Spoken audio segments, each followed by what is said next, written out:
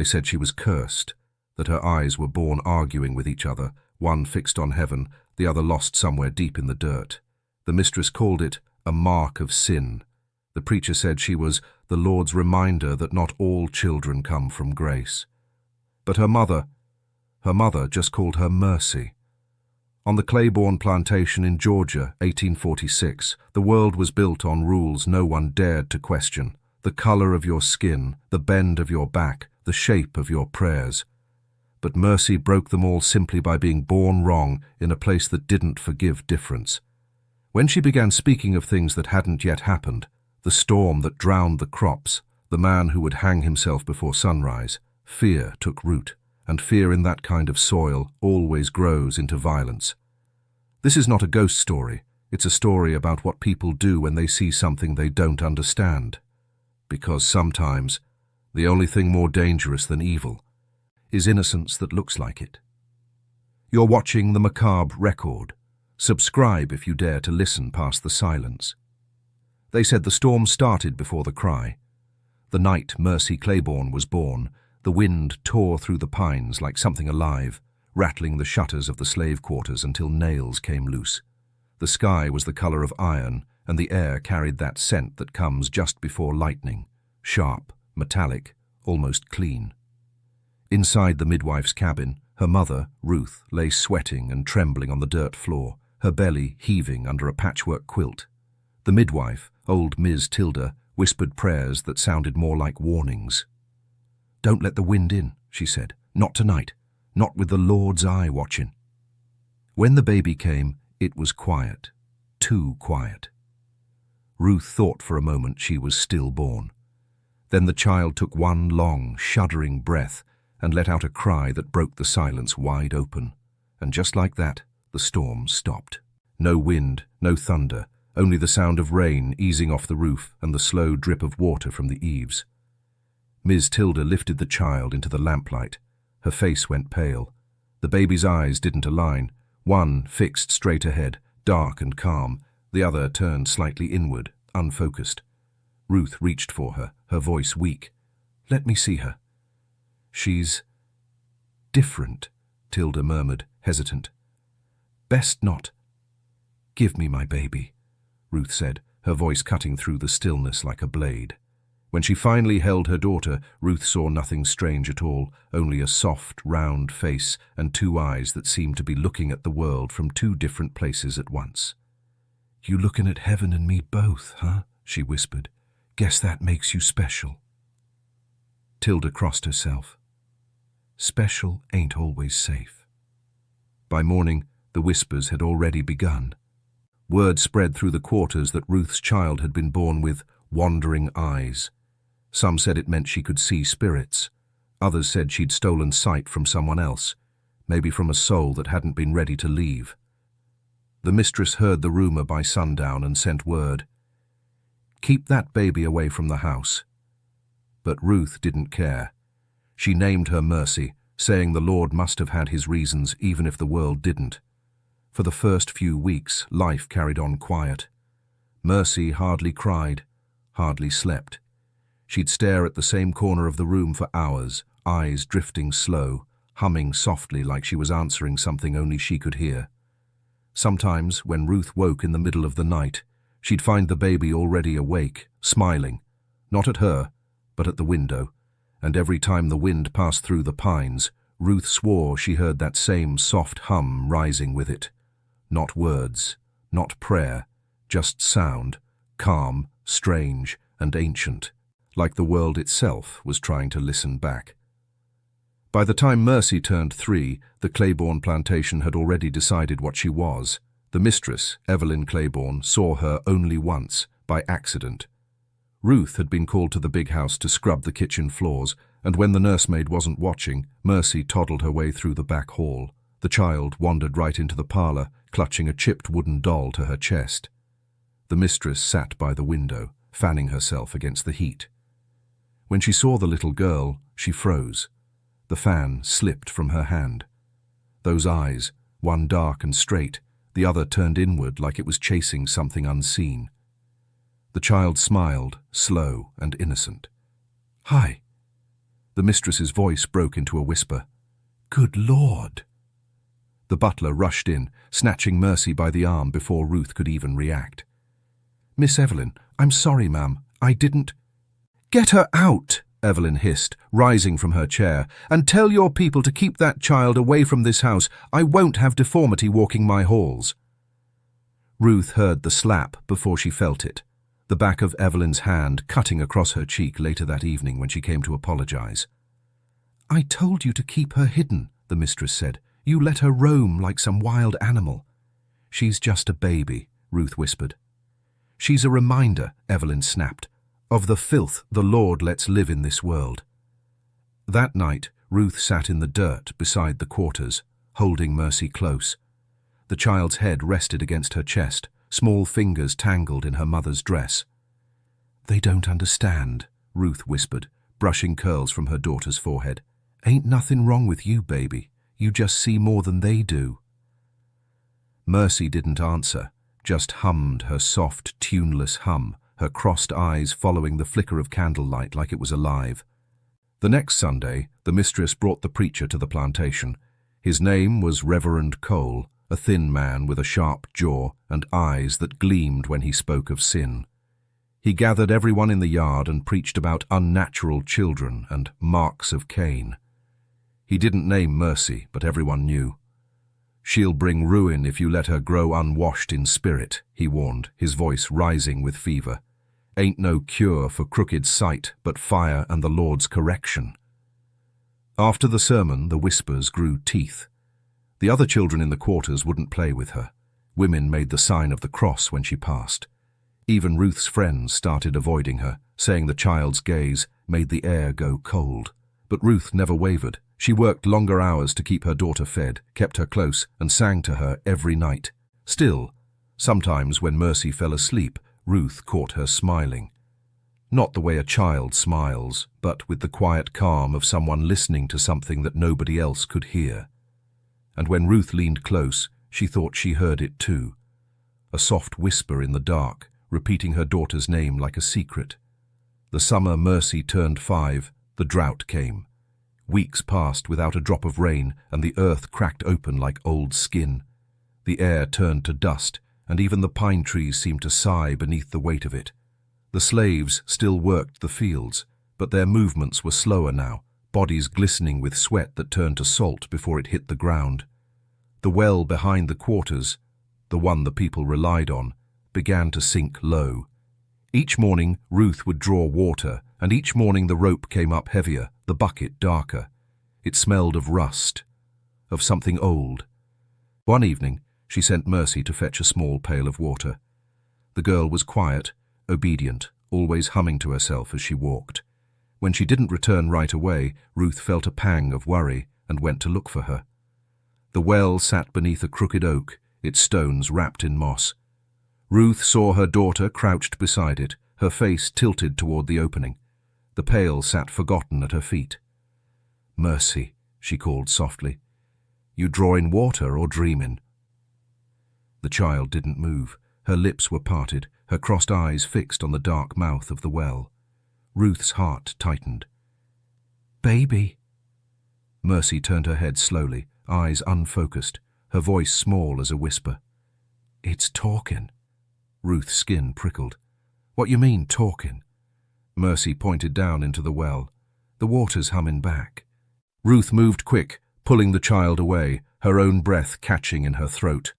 She looked down into the well, half expecting to see something moving, but there was only blackness. The water at the bottom barely shimmered in the dying light.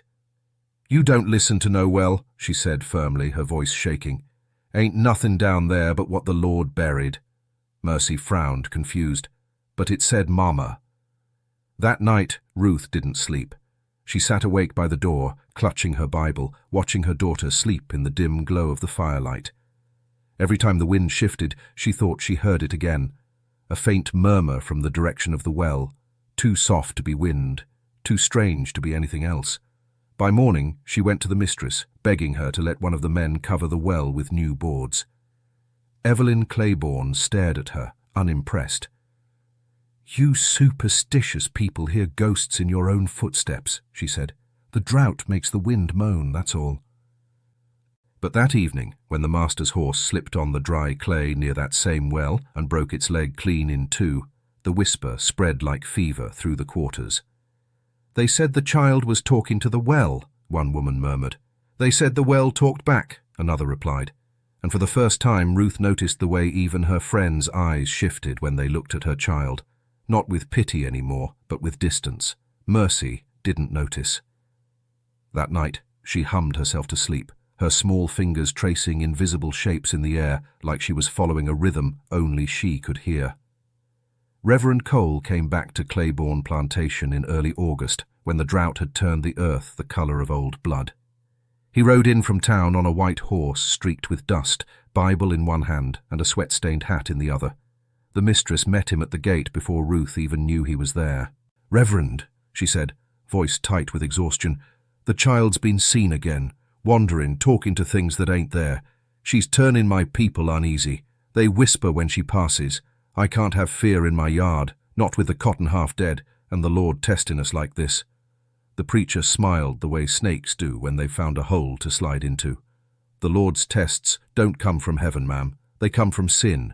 You just point me to it." He gathered everyone in the yard that evening, standing beneath the live oak where the air never seemed to move. The slaves stood on one side, heads bowed, the Claybournes on the porch, watching like judges at a trial. The Reverend's voice carried across the stillness like heat off a stove. "Brothers and sisters," he began, "the drought has come to scourge the wicked from our midst. The good Lord's hand is heavy on us, and he don't press without reason." He turned his eyes to the crowd, scanning their faces until he found Ruth and the little girl standing behind her skirt. "Some among us," he said, "bear marks that ain't of God, marks that twist the body and call evil to its side. A crooked sight means a crooked soul." Ruth felt her knees go weak. "Reverend, please," she said softly. "She's just a child." But the preacher raised his hand, silencing her. "And the devil was just an angel once," the crowd murmured. Someone in the back whispered, "She talked to the well." The Reverend nodded slowly, pretending to pray. "Water's the Lord's mirror. What looks back at you depends on what you are." He walked forward, stopping just a few feet from Mercy. The girl stood still, her head tilted slightly, her eyes unfocused, one on him, one somewhere past him. "Child," he said, lowering his voice, "what did you see in that well?" Mercy's voice came soft and plain. "It said my name." He blinked. "And who said it?" She paused, frowning as if the question itself didn't make sense. "The water." The preacher turned to the mistress, his voice thick with triumph. "You hear that? She speaks with what's below. The drought's no curse on the land. It's a warning. He's calling for her." The mistress crossed herself, whispering, "Lord, forgive us." The preacher smiled and slammed his Bible shut. "Forgive you? No, ma'am. He's waiting for you to repent." That night, the slaves were ordered to draw water from a new well farther from the quarters.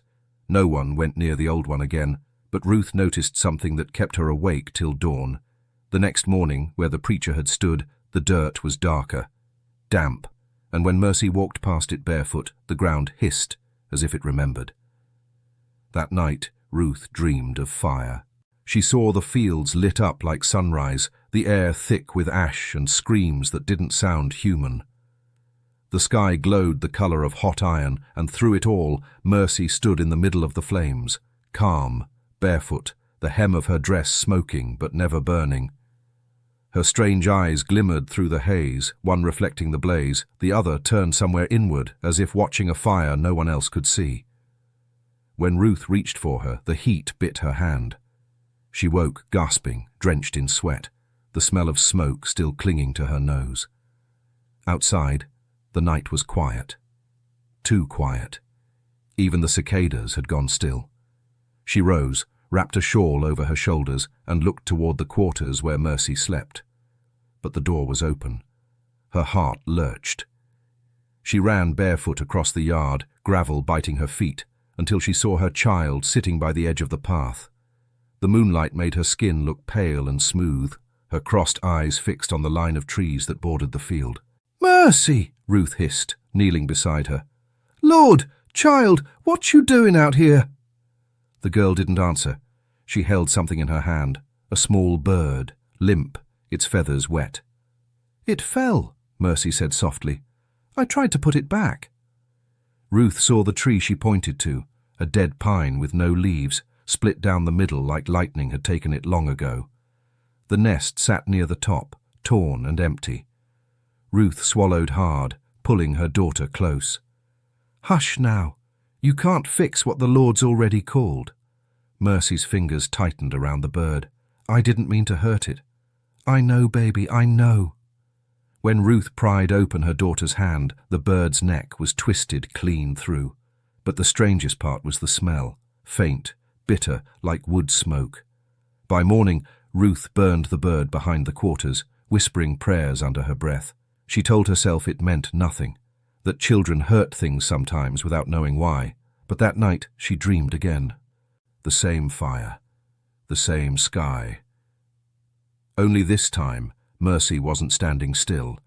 She was walking through the flames, her hand outstretched toward the big house, and behind her the fields were full of people, silhouettes without faces, their bodies black against the red light. They didn't scream, they sang, a low hum that rose and fell like a tide. When Ruth woke, she was crying. She reached for her daughter, but Mercy was already awake, staring at her with that distant, unfocused gaze. "Did you see it too, Mama?" she asked softly. Ruth froze. "See what, baby?" "The fire," Mercy whispered. "It's coming." Outside, the wind stirred the trees, a hot wind, heavy with the scent of dry earth. And for the first time, Ruth realized the ground beneath their feet had gone too quiet, too still, as if it were waiting for something to burn. The fire came 3 days later, just like Mercy said. It began in the far field where the cane met the pine, where the overseer often smoked his pipe at sunset.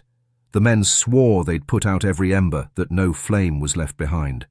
But in the middle of that dry, pitiless week, when the air was so hot it shimmered like glass, someone saw a line of smoke rising, thin, grey, harmless looking.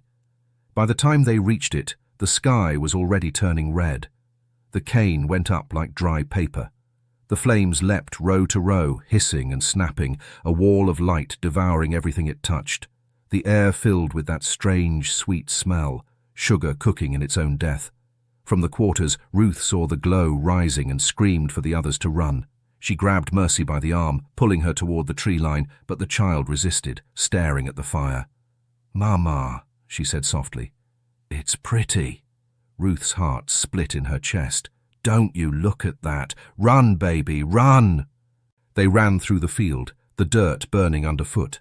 Behind them, voices cried out, men shouting orders, women calling for their children. The mistress stood on the veranda of the big house, clutching her skirts, her face pale and glistening. The preacher was there too, shouting over the roar, "You brought this on yourselves. You housed the devil's child, and the Lord sent fire to show it." The master yelled for buckets, but the wind was too strong. The flames bent toward the house like they'd been called. Ruth and Mercy made it to the woods. From there, Ruth turned back and saw the orange wave rolling across the land. The heat reached her face like a slap. She held her daughter tight. "Don't you say nothing, you hear me? Not one word." But Mercy whispered anyway. "It's humming, Mama." Ruth froze. "What is?" "The fire," the girl said. "It's singing." And though Ruth wanted to deny it, to scream that her daughter was just scared, she heard it too. A low, droning sound beneath the crackle, deep and steady like the hum of 1,000 voices carried on heat. By nightfall, the house was gone. The fire burned itself out before dawn, leaving behind a wasteland of ash and steam. When the sun rose, the mistress was on her knees in the yard, her hands black with soot, rocking back and forth. She saw Ruth and pointed. "You brought this," she hissed. "You and that abomination." Ruth said nothing. She only clutched Mercy tighter, her throat thick with fear and something worse, doubt. Because when she looked down at her daughter's face, illuminated by the first cruel light of morning, she saw no guilt, no sorrow, only calm. And in Mercy's reflection in the shallow pool of rainwater at their feet, both eyes looked perfectly straight. Just for a moment. Then one drifted again, away from her mother, away from the ruins, towards something the world still couldn't see. By noon, the smell of burned sugar still hung over Claybourne like a ghost that refused to leave. The air was thick with smoke and silence. No birds, no work songs, no wind. Only the crackle of smouldering cane and the faint hiss of steam rising from the charred earth. The mistress's sobs echoed across the yard. She'd lost everything she thought was hers. The house, her silks, her mirrors, the fine furniture brought from Savannah. All turned to ash overnight. The preacher hadn't left her side, his face streaked with soot, but his voice steady, almost proud. "The Lord don't burn what he means to keep," he said. "This is his judgment." When he turned toward the quarters, his gaze locked on Ruth and her daughter standing by the tree line. "And judgment," he said louder, "starts with the unholy." The slaves who survived stood in a silent cluster, their faces unreadable. Some crossed themselves, others looked at the ground. No one spoke. Ruth stepped forward, clutching Mercy's hand. "She's just a child," she said, her voice trembling but clear. "She didn't light no fire. She don't even know what sin means." The preacher's thin lips curved into a cruel smile. "Evil don't need to know itself to work. That's how the devil walks. Quiet, soft-footed, dressed in innocence." Evelyn Claybourne rose from the ashes of her home like a spirit, her once white dress now grey. Her eyes were wild, feverish. "You brought her into my house," she said, pointing at Ruth. "You brought her to my table. I should have drowned her when she was born." Ruth's heart hammered in her chest. "You ain't got no right to call her evil, ma'am. You ain't even looked at her long enough to see she's human." The preacher raised his Bible high. "Then let the Lord decide what she is." He ordered the men to bring rope. Two hesitated, Jonas and Moses, the oldest among them. "Reverend," Jonas said softly, "we already lost half the field and 2 men to the fire. Maybe we don't need to lose no more." The preacher's voice turned sharp. "You questioning God, boy?" Jonas didn't look up. "No, sir, just questioning you." The silence that followed was thick enough to choke on. Evelyn broke it with a whisper. "If we let her live, he'll burn the rest. You saw what she did." Ruth stepped back, clutching Mercy's hand tighter. "We're leaving," she said. "Ain't no law says we gotta stay here." The preacher's eyes gleamed. "No law, but his." He lunged forward, grabbing Ruth by the arm, but before he could drag her away, something broke loose, a sound, soft and low, rising from Mercy's throat. Not a scream, not a cry, a hum. Everyone froze. The sound vibrated through the air like the earth itself was holding its breath. The preacher stumbled back, face pale, Bible trembling in his hand. The fire's ashes stirred in the wind, swirling up around the child like smoke trying to remember its flame. And then, silence again. When the wind settled, Mercy was still standing there, eyes half closed, calm, as if she'd just finished a prayer. The preacher whispered, "She ain't human." But Ruth could only stare, because in that moment her daughter looked both fragile and eternal, small as breath and vast as grief, and she realized something far worse than fear. Mercy wasn't trying to stop the world from burning. She was listening to it. The night after the fire, the plantation slept like a battlefield. The air was still hot, heavy with the smell of scorched cane and wet ash. The smoke hung low, curling through the trees like a fog that refused to lift. Ruth sat alone beside the remains of her cabin, holding Mercy in her lap. The girl's head rested against her shoulder, her breath slow and even. She hadn't spoken since the preacher called her a demon. Not one word. Not even a hum. Ruth traced her daughter's hair with trembling fingers. The child's skin felt cooler than the air. "You ain't cursed," she whispered, voice cracking. "You hear me? You just different. Ain't no sin in being different." But her words felt thin in the night, too small to fill the silence that followed. The survivors huddled in the shadows of the burned quarters. Some prayed, others just stared at the horizon where the smoke met the stars. No one came near Ruth. No one even looked at Mercy. That's when Jonas came. His back was bent from years in the field, his hands rough as bark. He stood quiet for a moment before speaking. "They talkin' in the big house," he said softly. "The preacher's stirring her up again, saying the Lord won't let the land rest till the girl's gone." Ruth looked up, eyes wide. "Gone where?" Jonas sighed. "Don't matter, long as she gone. You best take her and go before the sun comes up." Ruth's throat tightened. "They'll come after us." "Maybe," Jonas said, "but if you stay, they'll do worse than come." She looked down at her daughter, asleep in her arms. The child's lips twitched as if she were dreaming. Ruth thought of the fire, the song, the way the preacher's face had drained white when the ashes rose. For the first time, she wondered if maybe they were right, if Mercy wasn't like other children, if something had chosen her. She pushed the thought away. Love don't need proof. "I can't leave my mama's grave," she whispered. Jonas's voice broke. "You think your mum'd want you buried next to her? You run. You run till your feet stop finding dirt." Ruth nodded slowly. "Where we gonna go?" He looked toward the woods. "North. Follow the river. There's a trading post 2 days' walk. Folks there don't ask where you come from." That night, while the others slept, Ruth gathered what little she had, a shawl, a loaf of bread, a tin cup. She woke Mercy gently, whispering, "We goin' for a walk, baby." The girl blinked, eyes unfocused. "Where?" "Where the Lord can't hear fools," Ruth said. They slipped through the fields, past the smoking ruins and the half-buried cross the preacher had planted in the dirt. The wind picked up, brushing the cane stalks like fingers. When they reached the edge of the woods, Mercy turned back once, her gaze drifting toward the blackened house. "Mama," she said softly, "they don't stop just 'cause you go." Ruth's heart clenched. "Who, baby?" Mercy's eyes moved to the sky. "The ones that listen." Ruth grabbed her hand tighter. "Then we'll walk quiet." And they stepped into the trees, swallowed by the dark, the hum of night rising around them like a warning. They walked until the moon gave out. The woods behind Claybourne stretched endless, pine, oak, cypress, each tree whispering in a language Ruth didn't want to understand.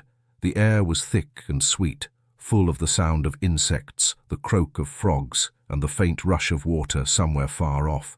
She followed that sound. Always north, always toward the river. Mercy said little. Her small hand stayed wrapped in her mother's, her steps steady, her eyes wandering, one watching the path, the other drifting toward shadows between the trees. Every now and then she'd hum under her breath, barely a sound, more like the earth sighing. By dawn, Ruth's legs ached, her bare feet cut from thorns and stones. They stopped by a clearing where the river widened and glimmered pale in the early light. Steam rose off it like breath. "This it," Ruth said softly. "This where the Lord meant us to rest a while." She found an old log and sat, holding Mercy close. The girl's head leaned against her shoulder, her gaze distant, calm. Ruth tried to pray, but the words came slow, dry in her throat. "Lord, I don't ask for much," she whispered. "Just let her live long enough to find somebody who don't see a curse when they look at her." The river answered with a slow ripple. They drank from it, filled their tin cup, and ate what bread they had. The quiet should have brought comfort, but there was something strange in it, like the woods were listening. Every crack of a twig, every rustle in the brush made Ruth's skin tighten. By midday, she heard voices behind them, faint at first, then clearer. Men. She pushed Mercy behind the log, pressing a hand to her lips. "Hush, now!" Through the trees came 2 white men on horseback, their coats dusty, rifles slung low. They weren't soldiers, just patrolmen, the kind paid to bring back what ran. One spat into the dirt. "Tracks end here," the other dismounted, crouching low. "They's close, can feel it." Ruth's heart hammered. She held her daughter tight, whispering, "Don't move. Don't breathe." Then Mercy looked up at her, her crossed eyes steady for once, both fixed on her mother's face. "Mama," she whispered, "they ain't gonna find us." "Don't you talk like that," Ruth hissed. But the girl only smiled, small, certain.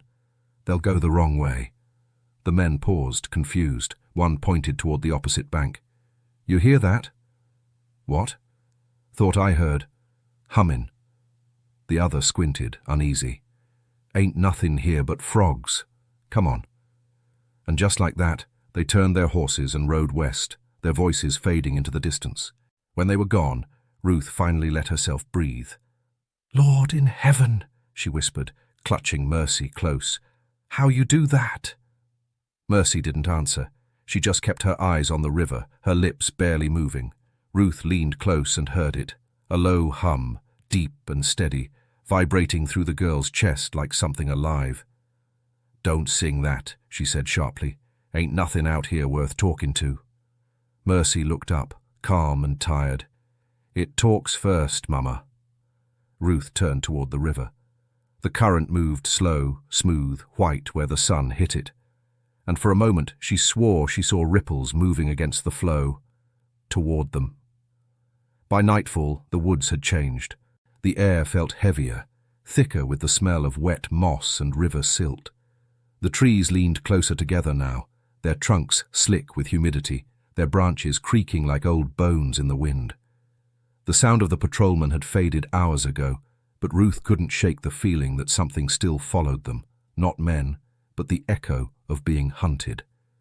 She kept Mercy close as they moved along the riverbank, the mud sucking at their bare feet. Every few yards she'd stop and listen, nothing but frogs and the steady hum of insects. Still, she couldn't shake the memory of those riders turning away so suddenly, as if something had whispered them in the wrong direction. When they stopped for rest, she pulled Mercy into her lap, brushing dirt from her face. "You can't be talking like that no more," she said softly. "No more humming, no more listening to things that ain't there. You hear me?" Mercy didn't nod or argue. She just looked past her mother, her mismatched gaze fixed on the dark water. "They ain't gone," she said. "They just forgot what they was looking for." Ruth's heart stumbled in her chest. "How you know that?" The girl blinked slowly. "The river told me." Before Ruth could answer, a branch cracked somewhere behind them, sharp, close. She spun around, eyes wide. Nothing moved, but the silence that followed was worse than noise. "Come on," she whispered, pulling Mercy to her feet. They slipped along the riverbank, staying low under the cypress shadows. The moonlight flickered through the leaves, painting the water in shifting silver patches. Then Ruth saw it, faint at first, then clear. A reflection. 2 men on horseback. They were still a mile down the river, but the sight made her blood turn cold. She pressed Mercy against a fallen log, crouching low. The men were talking now, their voices drifting through the trees. "Boss said we don't come back, lest we got something to show," one muttered. The other laughed, a rough, empty sound. "Don't matter. Little ones don't run far. They always get tired." Ruth closed her eyes, whispering, "Lord, please, please." She turned to Mercy, desperate. "You remember what I told you? We stay quiet. Don't move. Don't breathe. Don't—" But Mercy's eyes weren't on her. They were fixed on the river again, wide and glassy. "Mercy," Ruth hissed, "don't you—" The girl lifted her hand, pointing toward the water. "It's coming." And then Ruth heard it. A low sound rolling through the trees like distant thunder. The men stopped talking. Their horses shifted nervously. The noise grew, heavy and slow, until Ruth realized it wasn't thunder at all. It was the river. The current had begun to churn, dark waves folding over each other, though no wind had touched them. The men turned their horses, shouting. "What the hell?" One screamed as the bank gave way beneath him, sucking the horse down into mud and water. The other tried to flee, but the current leapt like a living thing, dragging both man and beast into the darkness. The forest went still again. Ruth clutched her daughter, heart pounding, unable to speak. Mercy turned her head toward her mother, calm as ever. "It remembered," she whispered. Ruth stared at her, trembling. What did? The river. She said it like it was the most natural thing in the world. The river quieted before dawn. Its surface turned glassy again, smooth as oil, the night fog lying over it like a sheet. Ruth hadn't slept. Couldn't. She sat with her back against a tree, holding Mercy in her lap, trying to make sense of what she'd seen. She told herself the men had fallen in by accident. The ground gave way. The mud swallowed them, that was all. But every time she closed her eyes, she saw the water move first. It rose, curled, reached for them like it wanted them. And the sound, that low, humming moan, still pulsed faintly in her ears. At sunrise, the river looked calm again, but something glinted near the bank. Ruth hesitated before wading in. The water was cold, murky, pulling at her skirts. When she reached down, her fingers brushed metal, a silver flask, dented and half buried in silt. She pulled it free and recognized the initials scratched on the side. J.H. Jonas had told her those letters once, belonged to the overseer who'd kept a flask at his belt. The same man who'd burned the field and beat her husband to death. Ruth's throat closed. She dropped the flask and stumbled back, the current tugging at her legs like hands. She dragged herself to shore, chest heaving. Mercy sat on the bank, watching quietly. "It gave it back," she said. Ruth's voice shook. "That ain't no gift, baby. That's a curse." Mercy tilted her head. "It said he was heavy, said he made the ground tired." Ruth stared at her, horrified. "Don't talk like that. You don't know what you sayin'." "I do," Mercy murmured. "It don't hurt no more." The girl lifted her small hands and pressed them to her chest. "It talks soft now, Mama, like it's sleeping again." Ruth's whole body went cold. She looked at her daughter's eyes, one fixed steady on her face, the other drifting away toward the water, as if following something unseen beneath the surface. Ruth grabbed her shoulders. "You listen to me, child. Whatever it is you think you hear, you close your ears to it. You close 'em tight." Mercy just blinked. "It don't talk to ears, Mama." The words hit like a stone in her chest. She almost slapped the child, but her hand stopped mid-air. Mercy's calm was unbearable. Not fear, not defiance, just quiet knowing. Ruth stood, breathing hard, staring at the water. The reflection of the trees shimmered faintly, broken by ripples that moved against the current. She whispered to herself, "Lord, what you done put in my child." Behind her, Mercy began humming again, the same low, steady tone that made the air around them seem to tremble. The river stirred in answer, small circles spreading outward from the shore like it was breathing. Ruth fell to her knees, pressing her hands over her ears. "Stop," she begged. "Please, just stop." Mercy stopped humming. The forest went still. Then, from deep in the river, came a single bubble, slow, heavy, rising to the surface before breaking with a soft pop. The smell that followed was the same one Ruth remembered from the well back home, that faint, iron scent of something buried too long. By the third day on the run, the river curved toward a narrow crossing, a wooden ferry dock half swallowed by reeds. The planks were grey with rot, the rope frayed from disuse. Ruth hesitated before stepping onto it. The wood moaned beneath her feet like it remembered every name that had crossed it. The air smelled different here, brackish and cold. The trees leaned over the bank like eavesdroppers. Mercy trailed behind, dragging her fingers along the rail, humming low and tuneless. "Stop that," Ruth said, not unkindly but sharp enough to make the hum falter. "You want folks thinking we bring bad luck?" Mercy looked up. "Ain't no folks here." Ruth opened her mouth to answer, but froze. Someone was there. A man stood on the opposite bank, tall, thin, dressed in worn clothes and a hat pulled low. His skin was dark, his beard grey, his stance easy but alert. He held a small boat's rope in one hand. "You crossin'?" he called out, voice low and even. Ruth's heart jumped. "We tryin'," she said carefully. "Ain't got much to pay with." The man shook his head. "Ain't no ferry cost for runaways. Only questions which side you trying to reach." Ruth's breath caught. "You helping us?" He nodded once. Help who needs it? Something in his tone carried more weight than the words. She stepped closer, pulling Mercy with her. The child's eyes, one straight, one drifting, fixed on the man. You got a name? Ruth asked. He smiled faintly. Name ain't what keeps a soul alive out here. He motioned them into the small boat. The river lapped gently against its sides, though Ruth thought she saw the surface stir deeper out, little pockets of movement, small circles forming where nothing touched. They climbed in. The man untied the rope and began to pole across. His hands were steady, his voice quiet as he spoke. Lot of folks try to run, he said. Some make it to the post, some don't. You don't look like you running from men, though. Ruth's throat tightened. We running from what men believe. He nodded. That's harder. Halfway across, the pole slipped in his grip. He cursed under his breath and reached down. The water beneath the boat rippled again. Slow, deliberate. Mercy leaned over the side, her face reflected in the black surface. It knows you, she whispered. The man froze. What'd she say? Ruth pulled her back. She don't mean nothing, just a child. Mercy looked up at him, calm. It knowed you once, said you helped it sleep. The man's face went still. For the first time, Ruth saw fear flicker behind his eyes. He looked down into the water. You best keep that child quiet, he said, voice low and strange.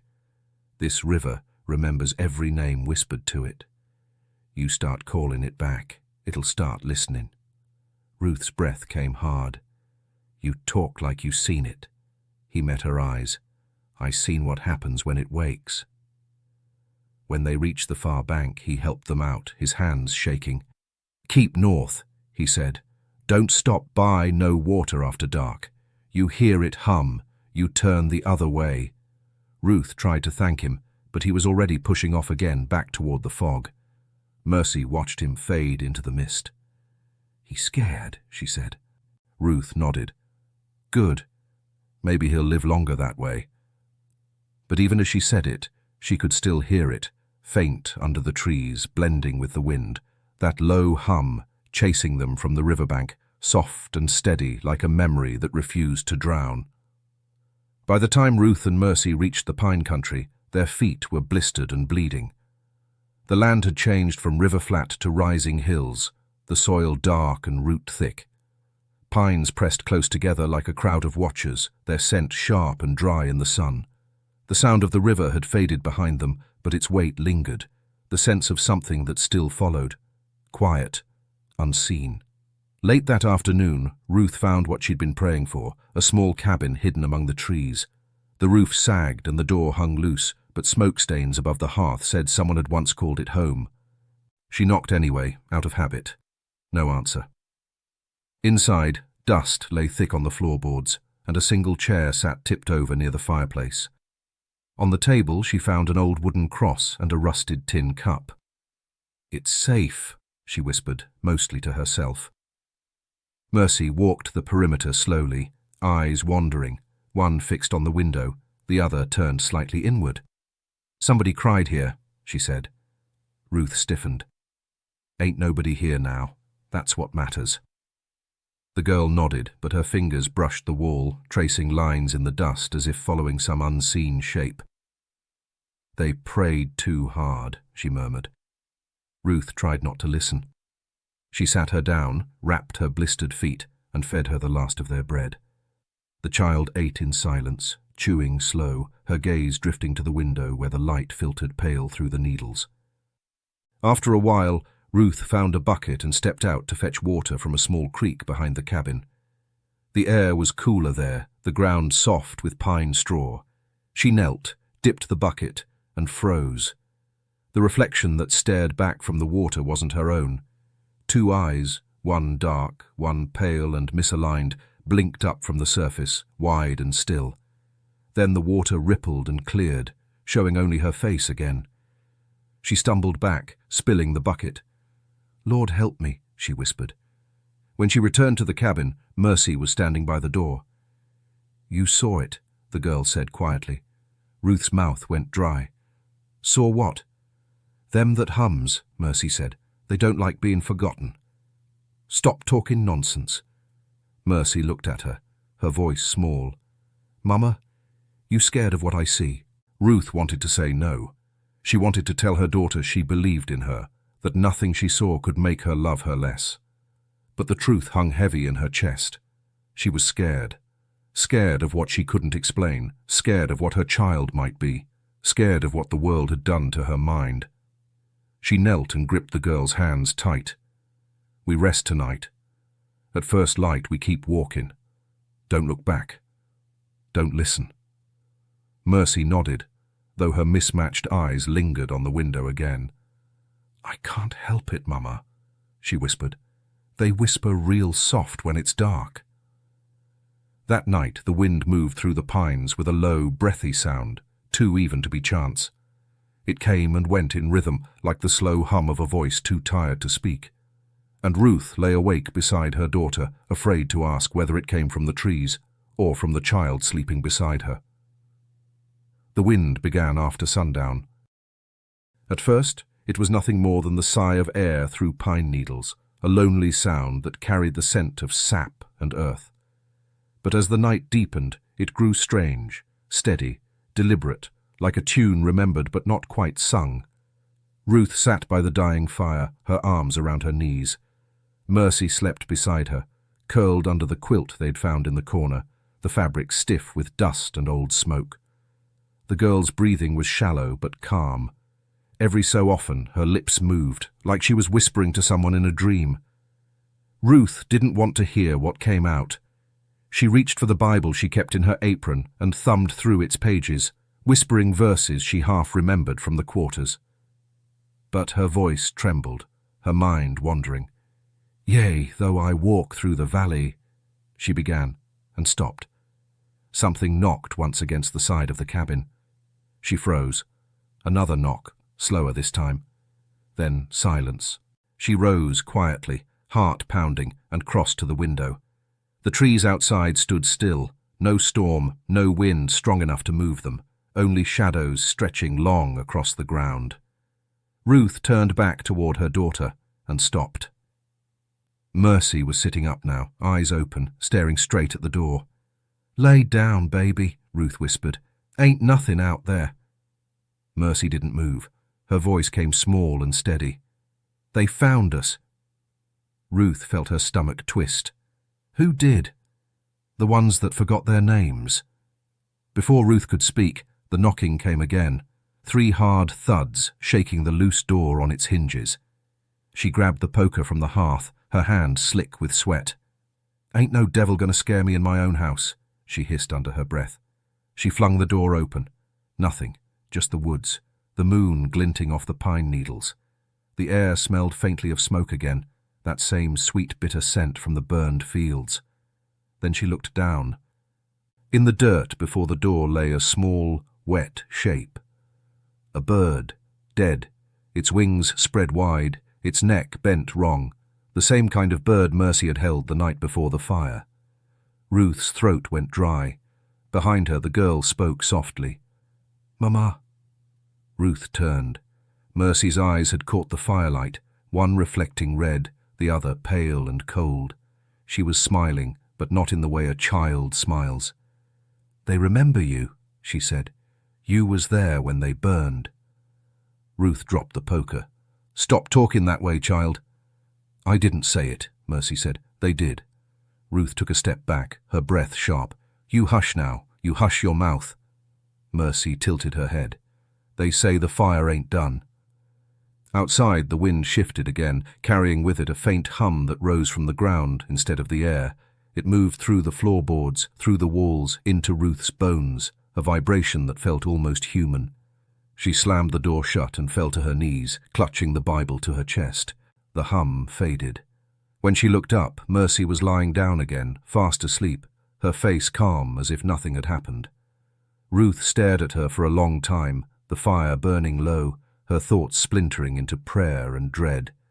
Because now she wasn't sure which frightened her more, the sound outside or the silence inside her child. 2 days after the night in the cabin, the world went quiet again. Too quiet, like the forest itself was holding its breath. Ruth wanted to believe the worst had passed, that the hums and the knocking were tricks of her mind. But Mercy's eyes told another story. The child hadn't spoken since that night. She followed her mother through the trees without question, her feet bare and silent, her gaze unfocused and calm. Ruth tried to fill the silence with prayer, but the words came out hollow, like seeds falling on stone. They were half a day north of the cabin when they heard it, the sound of a wagon rattling down the old trail. Ruth grabbed Mercy's hand and ducked behind a thicket. The wagon stopped nearby. 2 men climbed down. One wore a broad black hat, his white collar stained with soot. The other, a heavy man with a rifle, scanned the trees. Ruth's heart stopped when she saw the preacher's face. Reverend Cole. He looked thinner, his skin stretched tight over his cheekbones, his eyes wild with sleeplessness. His voice was rough, but still carried that pulpit edge. "She's close," he said. "The land still burns. The Lord don't let sin hide forever." The rifleman spat. "Ain't no bounty for superstition, Reverend. We ain't seen a soul for miles." Cole turned on him, his voice breaking. "You don't feel it. You blind fool, it's in the air. The air's wrong. Can't you hear it?" The man stared, uneasy. "I hear nothing." Ruth held her breath, keeping Mercy still. The preacher knelt, pressing his hand to the ground. "She left her mark here," he murmured. "The cursed child. The mother that carries her sin." The man shifted.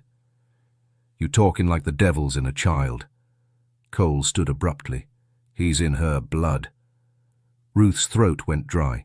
She squeezed Mercy's hand. "Don't move," she mouthed. But the preacher's head snapped up, eyes darting toward the thicket. For a moment, Ruth thought he'd seen them, but then his gaze drifted past, toward the trees.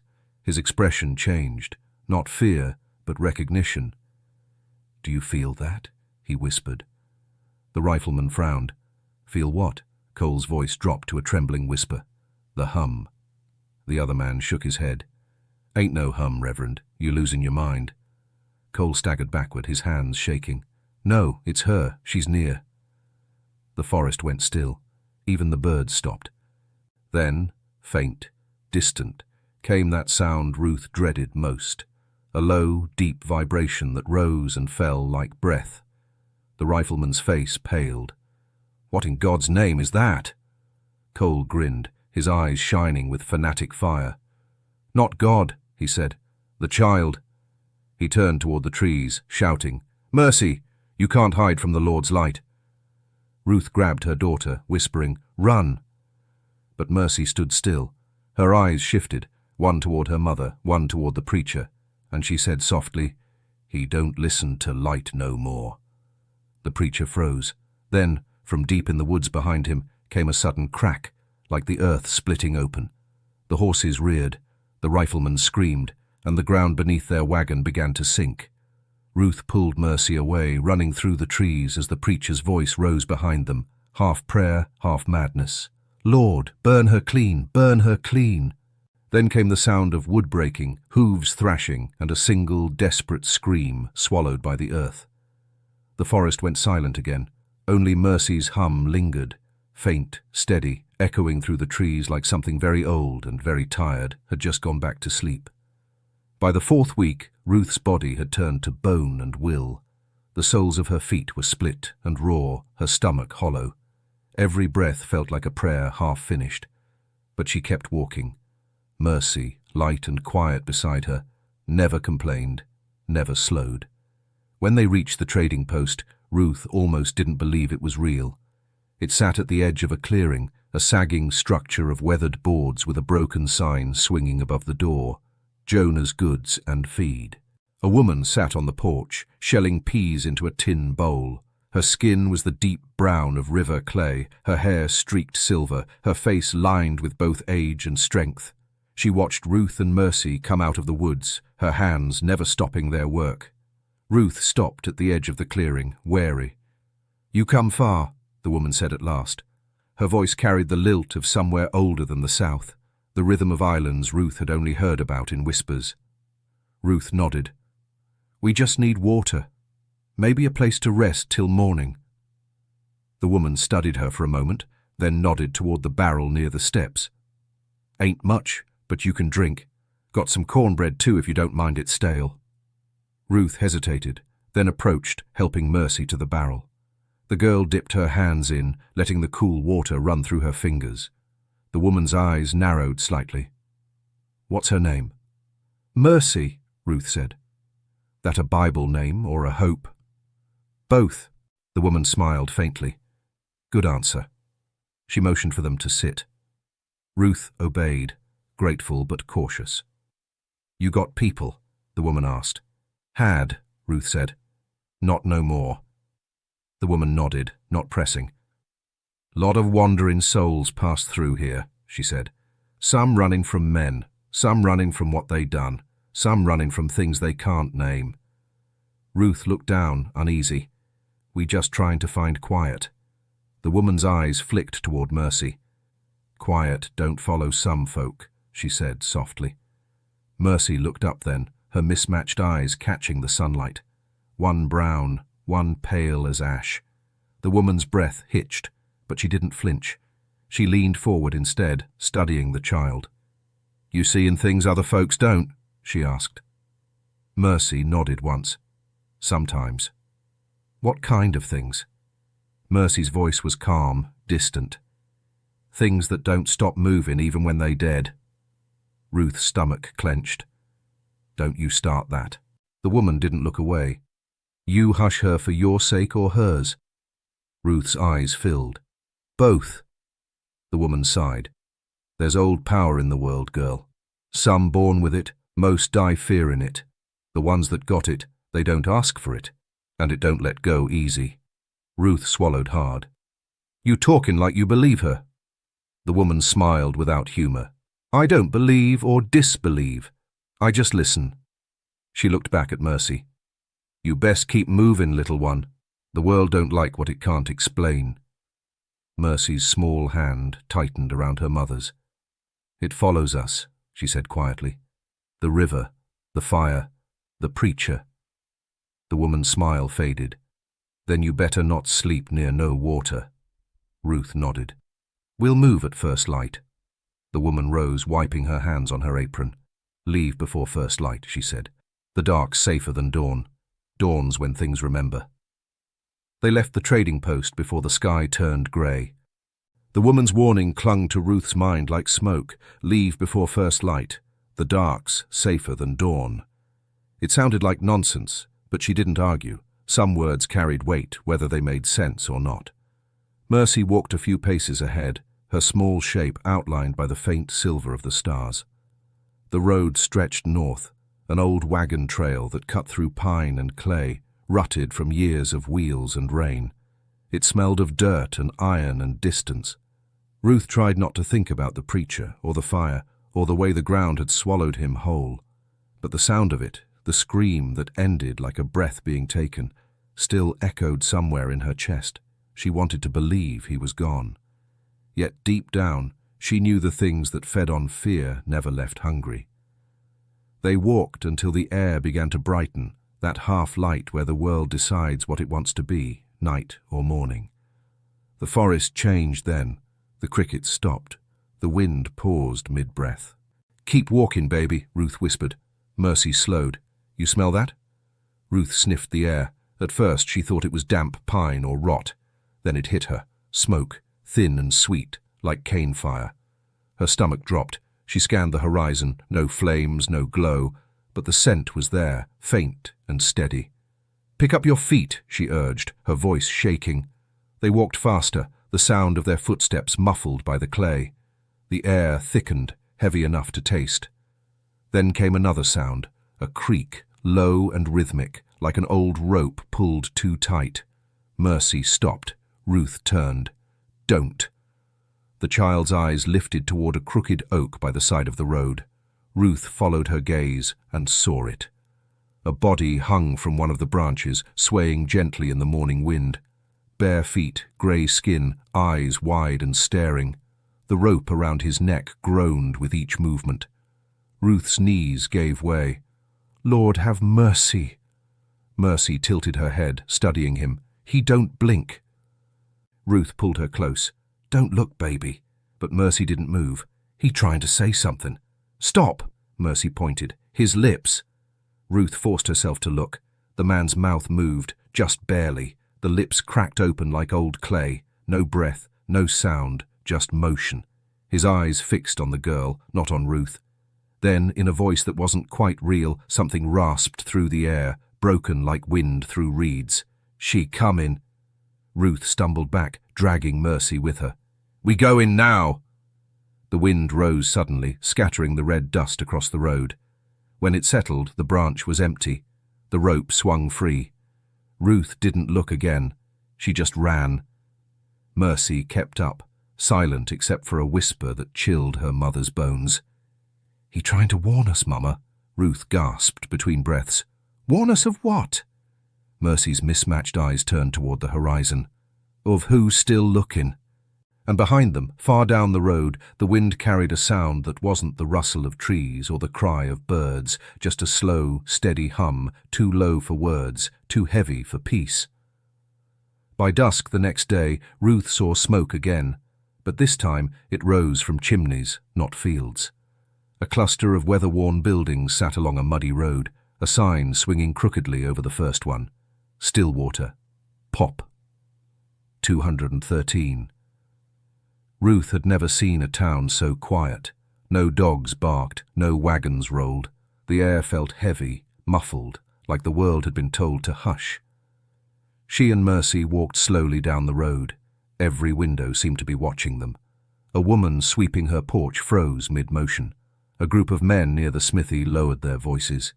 Even the children playing with a hoop stopped, eyes following the pair. Ruth kept her head down. Don't look at nobody, she whispered. Mercy nodded, but her wandering eye drifted to the people anyway. Her gaze lingered on each of them for a heartbeat too long, like she saw something they didn't know they were showing. They reached the general store, and Ruth hesitated at the door. She could feel it, the tension thick as syrup. She pushed it open anyway. Inside, the store smelled of salt pork and kerosene. Behind the counter stood a thin man with a neat beard and the wary patience of someone who didn't like surprises. You passing through? He asked without looking up. Yes, sir, Ruth said softly. Just needing a little food. Maybe a bed for the night if there's one to rent.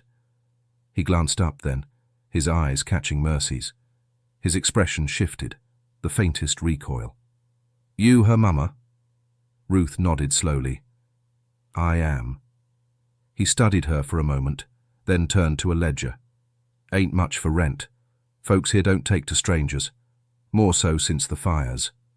Ruth's stomach tightened. What fires? He looked at her again, voice flat. The ones that came from downriver. They say it started near a plantation. Said the smoke burned black and sweet. Said it come with a sound. A sound? He hesitated. Like singing, or humming. Nobody agrees. Ruth's throat went dry. Mercy wandered toward a shelf, her fingers brushing jars of molasses, tin cups and salt. The man's eyes followed her. Child, he said sharply, you break something, you buy it. Mercy didn't look at him. She pointed toward the window instead. That man out there. He's been standing still a long time. The shopkeeper frowned, stepped to the glass. There was no one there. When he turned back, his face was pale. You best go, he said quietly. This town's been nervous since the river rose last week. Folk see things when it floods. Don't need no more seeing. Ruth reached for Mercy's hand, but the child pulled away, still staring out the window. He gone now, she whispered. He was wet. Ruth froze. What you mean, wet? Mercy turned to her, eyes calm. He came from the water. Outside, thunder rumbled though the sky was clear. The shopkeeper crossed himself and backed away from the counter. You go on, Mom, he said. Ain't no place for that child here. Ruth didn't argue. She took Mercy's hand and stepped out into the street. The townspeople had gone inside, doors shut, curtains drawn, and somewhere behind the still buildings, from the direction of the river that gave the town its name, a hum began to rise, faint, steady, low enough to feel in the ground. Mercy smiled softly. It found us again. Ruth gripped her hand until her knuckles ached. "Then we don't stop this time," she said. "We keep walking till the world runs out of road." They walked until the road turned to gravel, until the smoke from Stillwater was nothing but a blur behind them. By nightfall, the moon had risen high, white and cold, lighting their path through a field that sloped down toward a small church at the edge of a grove.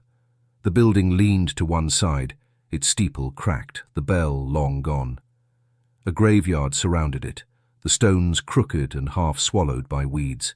The sign above the gate read, "St. Joseph's Rest," though most of the letters had faded.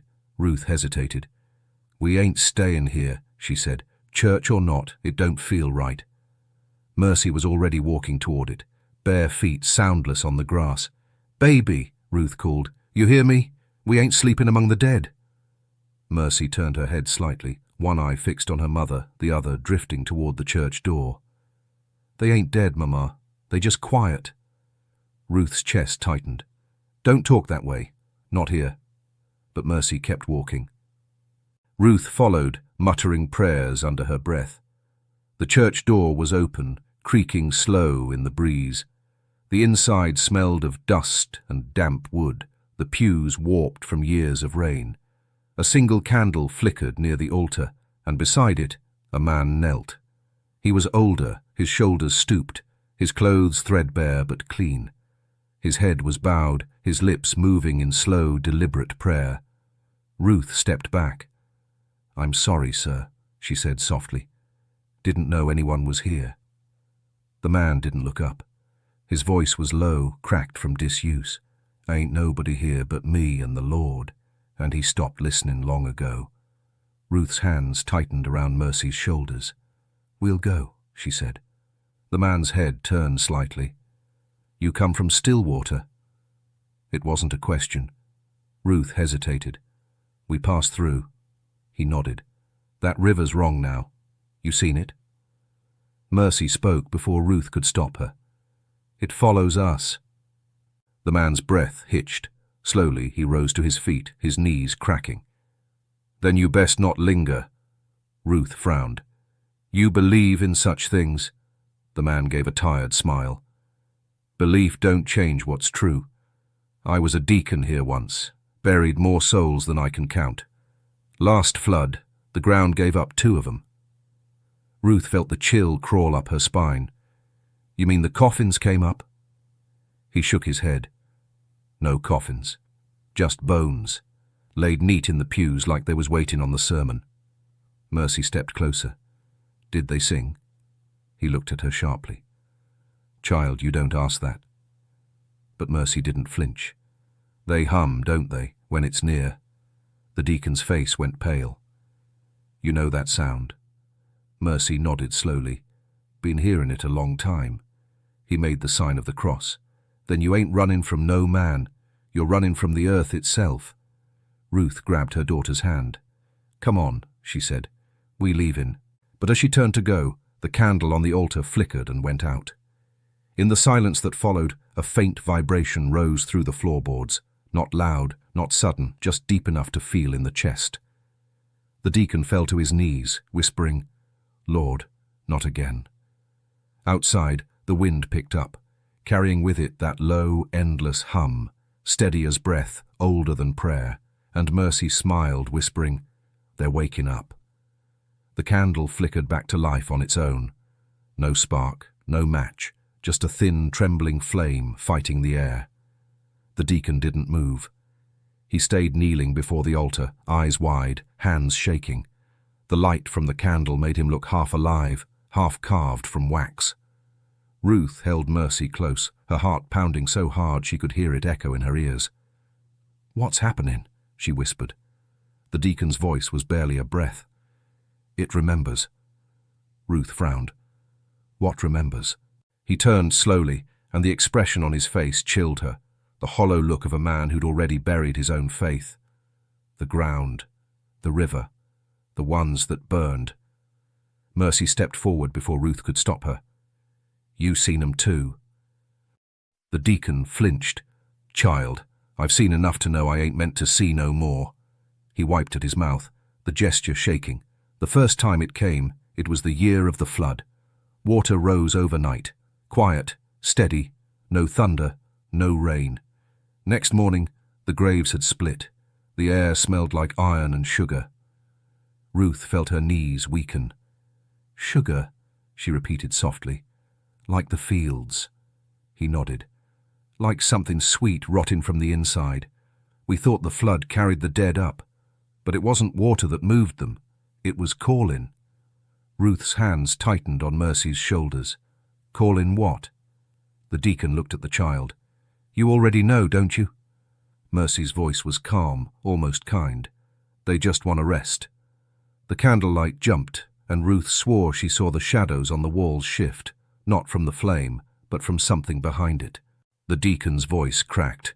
"Rest don't hum like that, girl. Rest don't move through walls." He looked back toward the altar, toward the wooden cross above it. "We prayed, we fasted, we begged. But it kept coming, every 7 years like the tide, and every time it came someone went missing." Ruth whispered, "What happened to 'em?" He looked at her with eyes that seemed older than the church. They went quiet. The candle sputtered. The hum rose, faint but clear, a low vibration that trembled in the floorboards, in the glass of the windows, in the air itself. Ruth grabbed Mercy's hand. "We goin', right now." But Mercy didn't move. Her eyes were fixed on the altar, unfocused, one looking forward, the other turned slightly down, as if watching something through the floor. "They don't want us to leave," she said softly. The deacon gasped. "Lord, have mercy." Then the floor beneath the altar cracked, just a hairline fracture at first, then spreading, wood splintering like dry bone. The hum grew louder. Ruth dragged her daughter toward the door. "Run!" But Mercy looked back once and smiled. The crack widened with a sound like breath being drawn in. Cold air poured up from the floor, carrying the smell of wet earth and old fire. The candle went out again, and from beneath the church the hum turned to something almost human, a moan, deep and mournful, rising through the boards as if the whole earth were grieving. Ruth ran. The deacon stayed. His last words followed her into the night. "It's coming for what it lost." The sky broke open before midnight. No thunder, no lightning, just rain, sudden and relentless, hammering the road as Ruth and Mercy stumbled out of the woods and onto a narrow crossing where 2 dirt paths met. The ground was already slick with mud, the kind that clung to ankles and refused to let go. Ruth could barely see through the downpour. Her dress clung to her skin, heavy with cold water. She gripped Mercy's hand, half dragging, half guiding her forward. The child didn't protest. She walked barefoot, silent, her hair plastered to her face, her mismatched eyes glinting whenever lightning flickered far away. "Keep moving, baby," Ruth said through the rain. "We just got to make it past them woods." Mercy's voice was small but steady. "We already passed 'em, Mama." Ruth stopped. "What you mean?" Mercy looked up, her gaze drifting toward the trees. "They following. Trees don't move like that unless something's breathing behind 'em." Ruth's heart twisted. "You hush that talk." But even as she said it, she heard it too. Not footsteps, not wind, but something between the two. A faint rhythm, almost like the shuffle of many feet moving together. She turned. The tree line shifted. For a moment, she thought it was just the rain bending the branches, until one of the shapes detached itself. Then another, and another. Figures. They came slow, silent, dark against the storm. Ruth's breath caught. Lord, not again. She pulled Mercy close and stumbled forward, but the road was sinking under the rain, the clay sucking at her heels. The crossroads stretched wide and open, no trees for cover, no light, but the weak glow of the moon fighting through the clouds. And there, standing in the center of the crossroads, was a man. He wasn't from the town. Ruth could tell that at once. He was tall, gaunt, wearing a soaked coat and hat pulled low. He held something in one hand, a lantern, unlit, and stood still as a post while the storm raged around him. Ruth slowed. "Sir," she called over the wind, We don't mean no harm. We just—" The man lifted his head. His face was pale beneath the hat brim. His eyes, when they caught the moonlight, weren't quite right, dark but with a dull grey sheen like riverstone. "You the woman with the child," he said softly. His voice was calm, unbothered by the storm. "Been hearing about you all the way from Stillwater." Ruth's mouth went dry. "Who are you?" He didn't answer. Instead, he stepped closer, the mud not slowing him at all. "You should have stayed put," he said. "Once a thing's marked, it don't outrun what called it." Mercy spoke, her tone quiet but firm. "You ain't alive?" The man stopped mid-step. A thin smile crossed his lips. "Ain't many of us are, little one." He reached up, struck a match against his palm, and lit the lantern. The light inside wasn't fire. It was white, thick, almost liquid. It shimmered like milk. Ruth staggered back, shielding Mercy. "Don't you touch her!" The man tilted his head. "Ain't me that wants her." The sound came then, the hum, rising through the ground beneath their feet, deep and endless, vibrating through mud and bone. The rain seemed to pulse with it, each drop hitting in rhythm. The man lowered the lantern, and for an instant Ruth saw shapes in the light. Hands, faces, bodies pressed together in the glow like something trapped behind glass. Mercy's voice trembled. "They hungry, Mama." Ruth grabbed her arm, pulling her toward the north path. "Then we don't feed 'em." They ran. Behind them, the man's voice followed, carried through the storm like a sermon. "You can't run from what remembers you." And in the next flash of lightning, the crossroads was empty. No man, no lantern, just the mud churning under the rain, whispering like it knew their names. By dawn, the storm had stopped, but the world didn't feel clean after it. The sky hung low and grey, the air thick and wet, and the sound of running water whispered from somewhere too close. Ruth's heart sank before she even saw it. Ahead of them, across what had once been dry road, the river had risen again. Not the same one, not the bend they'd followed before, but it felt the same, wide, calm, and wrong. The surface was pale in the morning light, a thin mist curling above it. "It can't be," Ruth whispered. "We was miles from it." Mercy stood at the edge, bare toes sinking into the mud. "It found a new path," she said quietly, "like it always does." Ruth grabbed her arm. "Don't you go near that water." Mercy didn't move, but her eyes wandered. One fixed on the river, the other turned slightly toward the trees. "It's been waiting, Mama." Ruth looked around. The forest was silent. No birds, no frogs. Even the wind had gone still. The air pressed heavy against her skin, carrying that smell again, the faint sweetness of burned cane and wet metal. Her hands trembled. "We going back," she said. "Find another road." But when she turned, the trail behind them was gone. The flood had washed over it, leaving only a slick expanse of mud. The trees themselves seemed to have shifted closer, their roots half buried in water. Mercy's voice was small. "Ain't nowhere left to go." Ruth shook her head hard. "I ain't dying here." She took a step forward, but the ground sank under her foot. Cold water seeped in around her ankle, and for a moment she thought it was just mud. Then it pulled. Ruth stumbled back, gasping. The ground rippled where she'd stepped, bubbles breaking the surface. Mercy watched quietly. "It knows you now." "Stop saying that," Ruth cried. "Stop talking like that, Mercy." The girl blinked, calm as ever. "I didn't say nothing, Mama. It did." A sound rose from the water then, soft at first, almost like the wind, then stronger, a hum, deep and steady, the same tone that had haunted every step of their journey. The river's surface shivered. Something glowed beneath, faint, white, like the reflection of a sky that wasn't there. Ruth took a step back, pulling Mercy with her. "Don't look at it. Don't!" But Mercy didn't move. Her head tilted slightly, her lips parting in a slow, almost tender smile. "They want me to listen," she said. Ruth's voice broke. "They ain't yours to listen to." Mercy's gaze drifted toward her mother, both eyes finally aligning for the briefest moment. Maybe they always was. The glow beneath the surface brightened, the hum deepened, and the mist began to rise, coiling around them like breath. Ruth dropped to her knees, clutching her child. "Lord, I don't know what you want from us," she whispered, "but don't take her." The river answered with a long, shuddering sigh, and the sound rolled through the trees like something waking. The ground trembled, water spilled over her feet, and from somewhere deep beneath the surface came a whisper.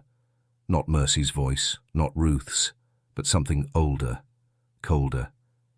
"She never was yours." Ruth screamed and dragged Mercy back, her feet sliding in the mud. The river surged forward once, then stilled again, as if deciding whether to keep them. Mercy's voice was soft, almost kind. It changed its mind. The river was quiet now, but Ruth knew silence like that didn't mean peace. It meant patience. They walked until their legs gave out, until the sky turned the color of bruised bone and the sound of the river faded behind them. But Ruth knew better. It hadn't stayed behind. It was just waiting for the right moment to come closer again. The road they followed wasn't a road anymore, just a long stretch of red clay sinking into waterlogged earth, lined by pines that leaned in close, their roots twisted like old hands. Ruth's breath came shallow. Each step felt heavier than the last, like something under the ground wanted to hold her there. Mercy walked ahead, small and barefoot, humming again, that low tune that made Ruth's stomach twist. It wasn't childish anymore. It had rhythm now, like something she'd learned from the hum itself. "Stop that," Ruth said, her voice cracking. Mercy didn't stop. "Please, baby," she begged. "I can't hear that no more." Mercy turned slightly, her pale eye catching what little light there was. "If I stop, it comes louder." Ruth froze. "What you mean?" "It listens for the quiet," the girl said. "When we don't make noise, it remembers where we are." Ruth swallowed hard, then hummed soft. They went on like that, Ruth stumbling through mud, Mercy humming just above a whisper. The world was all sound and breath and the heavy scent of wet pine.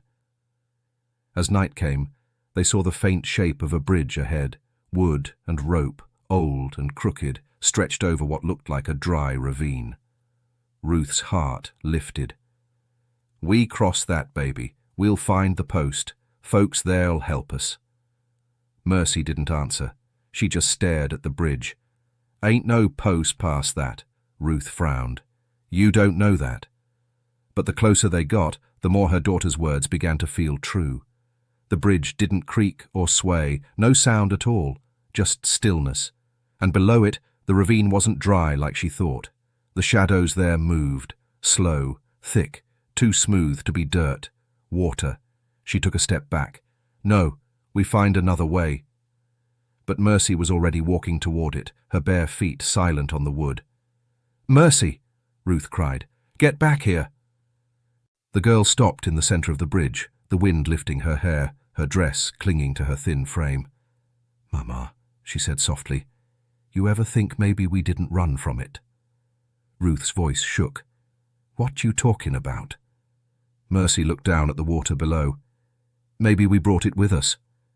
The air shifted, warm and cold at once. Ruth stepped onto the bridge, the boards groaning under her weight. "Come back, baby," she whispered. "Please." Mercy didn't move. "It's been waiting since before I was born," she said. "It just needed me to listen long enough." The hum started again, not from her lips this time, from the wood beneath them. It rolled through the bridge, deep and alive. Ruth grabbed her daughter's arm, pulling her close. "No, no, no, we ain't dying here." Mercy looked up at her, her strange eyes calm, and said, "Ain't nobody dying, Mama. We just changing places." The hum grew louder. The boards under their feet began to ripple like something breathing. Ruth screamed and pulled, but her hand slipped on the child's arm, slick, wet, colder than it should have been. The bridge split open. Ruth fell backward onto the bank, choking on mud and water. When she looked up, Mercy was gone. The hum faded, replaced by the sound of rain starting again, soft and steady. Ruth crawled toward the edge, her voice breaking. "Mercy!" Only the water answered, moving slow beneath the broken bridge, calm and pale as milk. Ruth didn't remember how long she screamed. The storm had no beginning or end, just water and wind, and her voice breaking against both. The bridge was gone, the rope ends whipping in the rain like dead vines. The ravine below had swallowed its shape completely, leaving only ripples that glowed faintly before fading into dark. "Mercy!" she called again, her throat raw. "Baby, answer me!" Nothing. The rain slowed, but the sound didn't leave. The hum was gone now, replaced by something worse, silence so deep it made her ears ache. The air was thick with that sweetness again, that rotting sugar smell that made her stomach turn. She stumbled along the bank, falling to her knees, clawing at the mud. "Lord, I'll do anything. Just let me see her again, please." No answer, no wind, no river, just stillness. Then, faintly, a voice. "Mama." Ruth froze. Her breath caught in her chest. "Mercy?" "Mama." It came from behind her. Soft, strained, like a voice pushed through water. She turned slowly, eyes wide. Her daughter stood a few yards away on the road, barefoot, dripping, her dress clinging to her like second skin. Her hair hung flat against her cheeks, and her head was tilted slightly, that same uneven gaze, but her smile was wrong. Ruth ran to her, sobbing, "Baby! Lord, I thought—" She stopped. Mercy didn't move, didn't reach back. Her skin was pale, her lips colourless, the child's eyes fixed on her mother, both of them now perfectly straight. "Mama," she whispered again. "You left me." Ruth's breath came short. No, I tried. You let it take me. I tried to pull you back, baby, I swear." Mercy tilted her head the other way, too slowly, too evenly. "You prayed too loud. It heard you instead." Ruth stepped back, trembling. You ain't my Mercy." The girl smiled wider, too wide. "Ain't nobody anybody anymore, Mama." The ground beneath Ruth's feet shifted. Mud and water moved like something alive. The hum returned, soft this time, almost tender. Ruth's eyes filled with tears. "What you want from me?" The child's head straightened, her voice calm. "Just quiet." The hum deepened, running through the ground like a heartbeat. The air thickened until Ruth could barely breathe. She fell to her knees. "If you're still in there, baby, you fight it. You fight it with every breath." Mercy's expression softened, just for a moment. "It don't hurt no more, Mama. You can come too." Ruth shook her head. "No, you stay where you are. I'll carry what's left." The wind rose suddenly, whipping her hair across her face. When she looked up again, the road was empty. The hum was gone. Ruth crawled to where the girl had stood. The mud there was smooth and pale, as if water had rested there before sinking back down. She stayed on her knees until morning, whispering her daughter's name over and over until her voice failed. When the sun rose, the road was dry. No bridge, no river. Just earth, still, silent, waiting. And the world, it seemed, had already forgotten that anyone named Mercy ever walked it. The days after the river took her blurred together like fog over still water. Ruth walked without direction, through fields that weren't hers, along roads that led nowhere. Her clothes hung off her frame, her lips cracked, her eyes hollow. Sometimes she thought she heard footsteps behind her, small and bare like a child's, but when she turned, it was only the wind moving through weeds. She didn't speak Mercy's name anymore. Names had weight, and she feared if she spoke it, the hum would start again. By the fourth day, she reached the ruins of a farmhouse. Roof half collapsed, chimney still standing. The smell of old smoke lingered. Ruth slipped inside, found a corner where the light didn't reach, and sank down to the floor. Her body ached, her hands blistered from clawing at the mud, but it wasn't the pain that hollowed her, it was the quiet. All her life she'd feared noise, the whip, the shouting, the thunder of hooves. But now silence frightened her more. Silence meant it was listening. That night, as the moon crept through the gaps in the roof, she heard a sound, faint, dry, like someone writing with a nail on wood. She froze, eyes darting toward the hearth. There, on the soot-blackened wall, lines were forming. Not drawn by a hand, but appearing. Pale streaks that deepened with each passing breath. Ruth crawled closer. The marks weren't random. Letters, M-A-M-A. Her throat tightened. "No," she whispered. "No, please, not again." The word shimmered once, then faded, not gone, but sinking into the wall, like ink drawn into paper. Ruth pressed her palms against the boards. "You stop that, you hear me?" Her voice cracked. "Ain't nothing left to take." Silence. Then, from somewhere behind her, a soft hum began. Ruth turned slowly. In the doorway stood a man, tall, in worn clothes, hat low. The same man from the crossroads. His lantern hung at his side, its light dimmer now, pulsing like a heartbeat. "I told you," he said quietly. "You can't run from what remembers you." Ruth backed away. "You stay gone." He stepped forward. "It don't want me no more. It wants you." The lantern's glow shifted, and she saw shapes within it again, faces, blurred, reaching toward her. And there, among them, was a small one, familiar, still. Ruth's voice broke into a whisper. "Mercy." The man nodded. "She's quiet now, but quiet don't mean peace." He set the lantern down. "You could rest too if you wanted. Ain't nothing left to keep you walking." Ruth shook her head, tears streaking the dirt on her cheeks. "If I stop, she stops remembering." The man's eyes softened, just for a moment. "Then you keep walking, Miss Ruth, but the road don't lead nowhere no more." When she looked up again, he was gone. Only the lantern remained, dim, flickering, its light fading slow. Ruth stepped toward it, trembling. Inside the glass, the pale glow pulsed once, twice, and then went dark. She stood in the doorway as the first grey light of dawn broke across the horizon.